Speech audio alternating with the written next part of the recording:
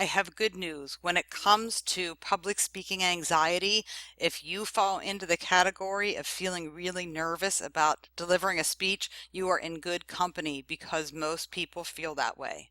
But there are some strategies that you can do so that rather than being that person here on the left who's got wobbly legs and feeling faint and has a rapid heart rate, you can learn to become that person on the right who, while probably still feeling all of those things inside, is able to project confidence when they speak. There are some strategies that you can use to build that confidence. One, understand that public speaking anxiety is pretty normal. The fact that you have it doesn't make you odd. It doesn't make you different. It makes you just like everyone else. And we can harness that positive energy. I call it speech excitement rather than speech anxiety.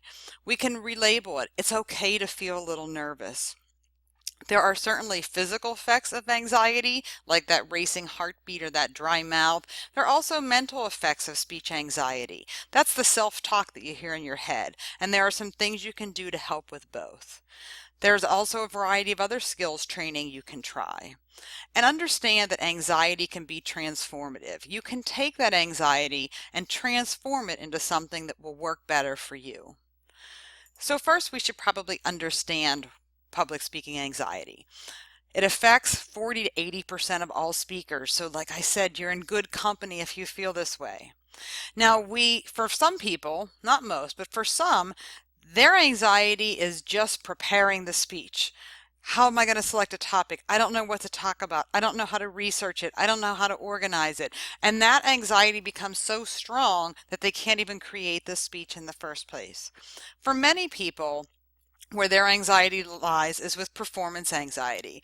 You're afraid that you're going to say something silly. You're going to embarrass yourself. You're not going to be able to even finish a sentence. You're going to stumble over your words. And you become so fixated on that performance that you think that everybody's just going to judge you for all of that.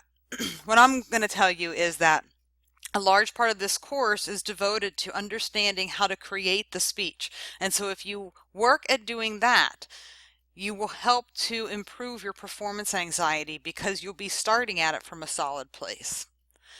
Now, for some people, their fear comes from fear of failure, fear of the unknown. They're afraid of being evaluated. A lot of people do not like to be the center of attention. There's no questioning. When you're the speaker, you are the center of attention. They're afraid of looking like they're different. These are all normal fears. You're not being irrational. Everybody has them to different degrees. So let's figure out how to harness some of that positive energy. I don't actually want you to get rid of all the nervousness. It's actually kind of good for you. For those of you who've maybe played a sport, or you were in a musical or a play, or you did, played a musical instrument where there was some performance coming up, you probably felt a little nervous before that big event. But you prepared, you were ready for it, and that nervousness allowed you to go out there and do a good job. Hey, sure, you probably made some mistakes. Everybody does. But you can pick up those pieces and keep moving on. And there are some methods you can use to overcome and control public speaking anxiety. So let's first take a look at just kind of the physical effects. This is where your whole body just feels tense. Maybe your heart is racing. For some people, they feel like their face is flushed. You can hear your heart beating in your ears. There's a tense and relax exercise you can do where you tense your muscles, hold them for 10 seconds, and then release them. You can start kind of in your neck and shoulder area. You can move to other parts of the body, and you can repeat that. And what will happen is that part of relaxing will actually move throughout the rest of your body and will help. I'm not saying that this is the cure it all to be all, but it is a strategy that you can use. Another thing you can use is just by your posture. Strike a powerful pose, project confidence. I sometimes tell my students, in life you got to fake it till you make it. And that would apply for this also. Stand tall. You have something important to say. Lean a little forward. Pretend you're having a conversation with the audience, not giving this speech to the audience. Sheldon and Penny have an example that I'm going to show you now. There's a video where Penny is going to be on Sheldon's episode of Flags, Fun with Flags, and she gives him a few pointers. So let's go ahead and watch that now.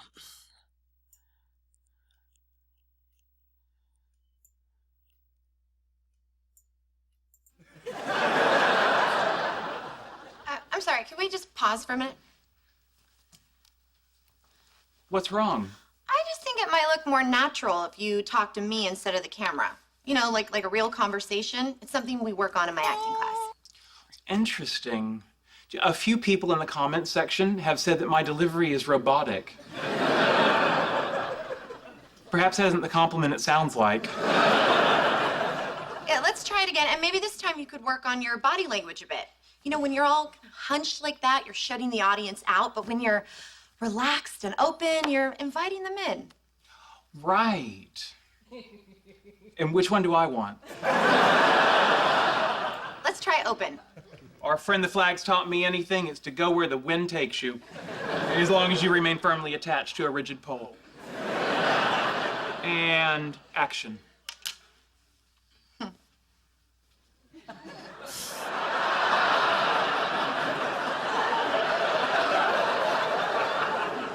So, Penny, what sort of flag questions keep you awake at night?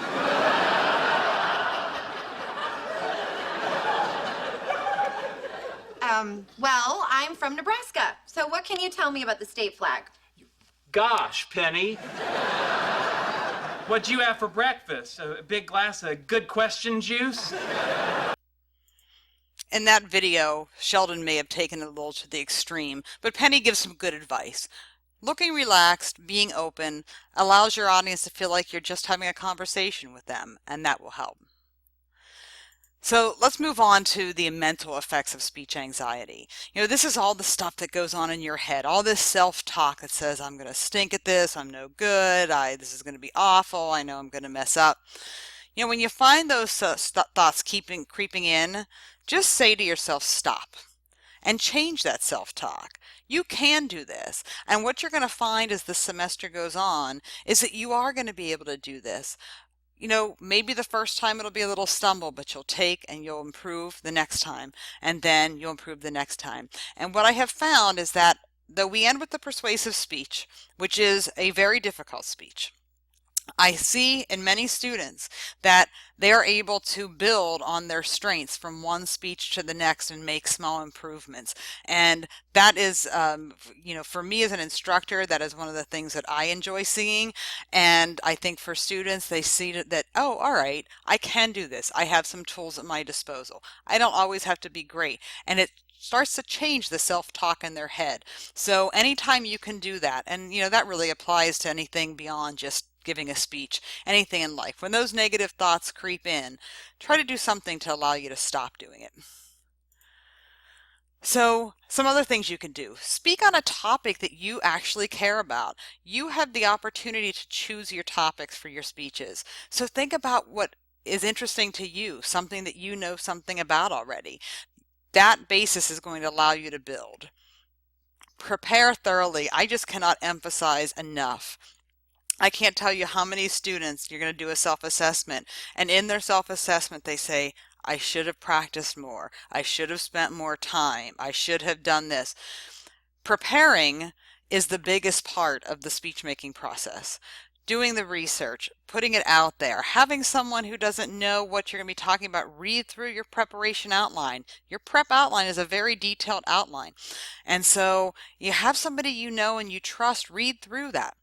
Give you feedback if they're feeling a little confused just reading through your outline. We as listeners are really going to feel confused. Keep in mind that listeners are unlikely to perceive those signs of anxiety. So when it feels like your heart is racing, we can't see that.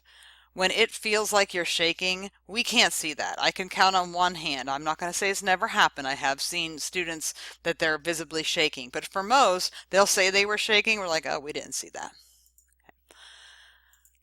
Remember, anxiety can be transformative. Visualize a positive experience rather than a negative. If you walk in saying, I'm going to suck at this, you probably are. But if you walk in and say, I can do this, then that's going to increase the odds that you will. And remember, focus on your audience, not yourself. At the end of the day, the audience is what it's all about. So, to summarize, speech anxiety is common for many people. We've got process anxiety, which is about creating the speech, but for most people, it's performance anxiety about delivering the speech. Fear can come from a variety of different places, so try to figure out where yours comes from. But keep in mind there are strategies you can use to address the physical effects and the mental effects, and you can use some of those. I outlined some, and there are others in the textbook. It's best to be sure to be well prepared. Being prepared for your speech will increase the odds that you'll do well.